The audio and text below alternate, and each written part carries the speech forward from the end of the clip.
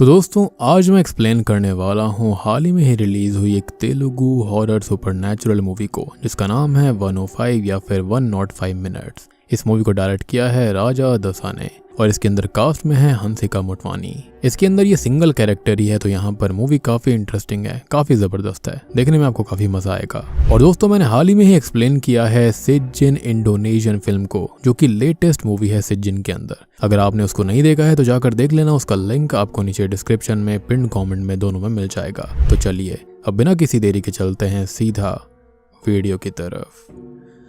तो कहानी की शुरुआत में हम एक लड़की को अपनी कार में पेट्रोल भरते हुए देखते हैं जो कि इस मूवी की one and only single actress है और इसका मूवी के अंदर कोई भी नाम नहीं है तो इसको हम अनु बुलाएंगे। अब अनु अपनी कार में पेट्रोल भरवा के अपने घर की तरफ जाने लगती है जहाँ पर अचानक से ही उसके फ्रंट मिरर में उसे किसी की आंखें दिखती हैं, जैसे कि कोई उसकी पीछे वाली सीट पर बैठा हो और गुस्से में उसे ही देख रहा हो, लेकिन जबकि हम देख पाते हैं कि पीछे कोई नहीं था। अब उसको ये बात काफी अजीब लगती है लेकिन अनु फिर भी इसको नजरअंदाज करते हुए घर की तरफ बढ़ने लगती है क्योंकि उसको लग रहा था शायद से काम की वजह से ऐसा हो रहा होगा। खैर इसी दौरान वो बार बार अपने बॉयफ्रेंड को कॉल लगा रही थी जो कि उसका कॉल पिकअप नहीं करता। अब घर आकर अनु थोड़ा सा आराम करने लगती है, जितने में हम ये देखते हैं कि घर की लाइट्स अपने आप ही जल बुझ रही हैं और नल का पानी भी अपने आप बहने लगा था। अब अनु इन चीजों को भी नजरअंदाज करते हुए नल को बंद कर देती है और फिर से अपने बॉयफ्रेंड को कॉल लगाने लगती है, जिसके कुछ ही समय के बाद में फाइनली उसे अपने बॉयफ्रेंड की तरफ से भी कॉल आ जाता है, लेकिन कॉल उठाने के बावजूद भी उसे सामने से किसी की आवाज नहीं आती।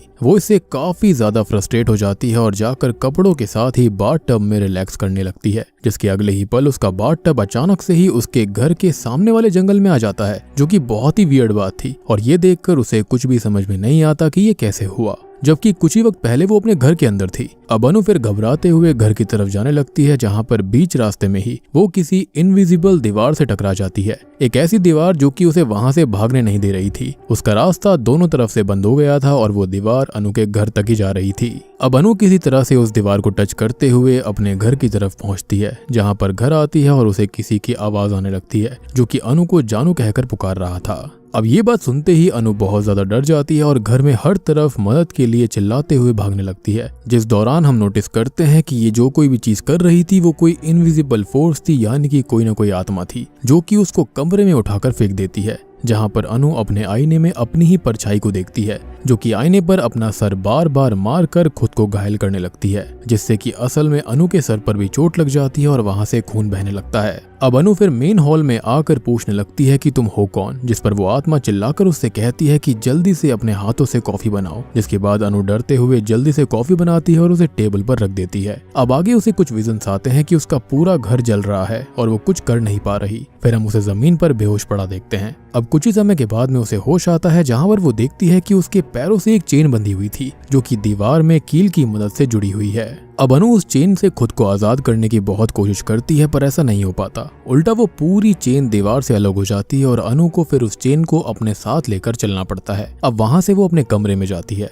जहां पर वो फोन से किसी को कॉल करने की कोशिश करती है पर उसका फोन स्विच ऑफ हो गया था, जिस वजह से वो उसका चार्जर ढूंढने लगती है, जिसको ढूंढते हुए वो सीढ़ियों की मदद से नीचे आती है। पर आखिरी सीढ़ी से उतरते ही उसका पैर चेन में लगी हुई कील पर चला जाता है, जिस वजह से वो कील उसके पैर के आर पार हो जाती है और वो दर्द से बहुत ही ज्यादा चिल्लाने लगती है और रोते हुए सोचने लगती है कि उसके साथ ऐसा क्यों हो रहा है। अब तभी उसे दरवाजे से किसी के डोर बेल प्रेस करने की आवाज आती है, जिसको सुनते ही वो भागते हुए दरवाजे के पास जाती है और वहां जाकर मदद मांगने लगती है, लेकिन दरवाजे पर कोई नहीं था। वो आत्मा तभी अनु से कहती है कि यहाँ पर अब कोई नहीं आएगा। अब फिर वो रोते हुए आत्मा से पूछती है कि तुम ऐसा कर क्यों रहे हो, तुम्हें क्या चाहिए, जिस पर वो आत्मा जवाब देती है कि मुझे तुम्हारा प्यार चाहिए, मुझे मेरी जिंदगी चाहिए जो कि मैंने तुम्हारी वजह से खो दी थी, और क्या तुम मेरी जिंदगी को लौटा पाओगी। जिस पर अनु किसी सोच में चली जाती है और हम समझ पाते हैं कि यह आत्मा अनु का ही कोई लवर था। अब अनु फिर गुस्से में किचन में चली जाती है और एक चाकू लेकर उसे हवा में चलाने लगती है, जैसे कि वो उस चाकू से आत्मा को डरा रही हो, जिसका उस पर ही उल्टा असर हो जाता है और वो आत्मा गुस्से में चाकू अनु के गले के पास ले आती है और उसे उसके ही हाथों से मारने की कोशिश करती है, जिससे डर कर अनु वहीं बेहोश हो जाती है। अब जब उसकी आंखें खुलती है तो वो खुद को चेन से आजाद करने के लिए एक हथौड़े को लेकर अपने पैर की चेन को तोड़ने लगती है, जिसमें चेन तो नहीं टूटती लेकिन वो हथौड़ा एक बार जाकर उसके पैर पर जरूर लग जाता है, जिससे कि उसे हद से ज्यादा दर्द होता है और वो दर्द से वहीं पर तड़पने लगती है। अब उसके अगले ही पल वो खुद को एक कांच के बक्से में बंद पाती है, जहाँ पर चारों तरफ से वो बक्सा बिल्कुल पैक्ड था और उसके बाहर एक अजीब सी गैस फैली हुई थी। फिर वो बॉक्स वहां से अचानक से गायब हो जाता है और अनु को अपने सामने एक रोशनी दिखाई देती है, जिसको हाथ लगाते ही वो एक अलग ही लाल रंग की दुनिया में आ जाती है, जहां से बाहर निकलने के लिए उसे काफी मुश्किलों का सामना करना पड़ता है। पर किसी तरह से उसे वहां एक दरवाजा मिल जाता है, जहां से वो बाहर अपनी दुनिया में आ जाती है। तभी उसे अपने फोन को चार्ज करने के लिए चार्जर मिल जाता है, जिसको वो प्लग करने लगती है। लेकिन वहां से अचानक से ही स्पार्क्स आने लगते हैं, जिसके बाद घर की लाइट तक चली जाती है। अब यहाँ से कैमरा अपने आप हॉल में शिफ्ट होता है, जहाँ पर हम हॉल के कोने में किसी को बैठे हुए रोता देख पाते हैं, जो कि कोई और नहीं बल्कि अनु ही थी। असल में वो वही आत्मा थी जिसने अनु का रूप ले लिया था। अब रियल अनु इसको देखकर काफी डर जाती है और वहीं सोफे के पीछे छिप जाती है, जिस पर वो आत्मा उसको कहती है कि तुम खुद को देखकर क्यों रो रही हो। जिसके बाद वो दूसरी अनु यानी कि आत्मा वहां से गायब हो जाती है। अब इन चीजों के बीच थकान की वजह से अनु को बहुत ज्यादा प्यास लगने लगती है। वो किचन में पानी ढूंढती है, लेकिन उसे पानी नहीं मिलता। जिसके बाद जब वो हॉल में पानी ढूंढते हुए आती है, तब वो आत्मा उसको कहती है कि लगता है तुम्हें कुछ ज्यादा ही प्यास लगी है, तो ये लो पानी। और इतना कहकर वो अनु के ऊपर ढेर सारा पानी फेंक देती है। फिर हम काफी अजीब से सीन को देख पाते हैं, जिसके अंदर हम अनु को पानी के अंदर नोटिस करते हैं, जहाँ पर उसके पैरों से चेन अभी भी बंधी हुई थी और वो चेन जमीन से बंधी थी। देखने में वहां पर ऐसा लग रहा था कि जैसे वो कोई फिश टैंक के अंदर हो। पर तभी अनु की आंखें खुल जाती हैं और उसको समझ में आता है कि ये सब तो उसका सपना था। यानी कि यहाँ पर सब कुछ सपना नहीं था, खाली ये फिश टैंक वाली चीज उसका सपना था। वो जब अपने कमरे से नीचे आती है, तब उसे टीवी पर खुद की परछाई दिखती है, जो कि खुद को चोट पहुंचा रही होती है और खुद की जान लेने की कोशिश कर रही थी। जिसको देखकर अनु रोने लगती है और वो आत्मा उसको ये कहती है कि यही तुम्हारा भविष्य है, जल्दी ही तुम्हारे साथ ये सब होने वाला है, यानी कि जल्दी ही उसकी जान चली जाएगी। अब आगे अनु घर से बाहर निकलने के लिए सीलिंग डक्ट के अंदर चली जाती है और वहां से घर से बाहर निकलने की कोशिश करने लगती है, जिसके अंत में वो एक ऐसे कमरे में आ जाती है जहां पर सभी चीजें ऊपर नीचे लगी हुई थी। वो कमरा बहुत ही अजीब होता है और हर समय कुछ ना कुछ चीजें अजीब हो रही थी,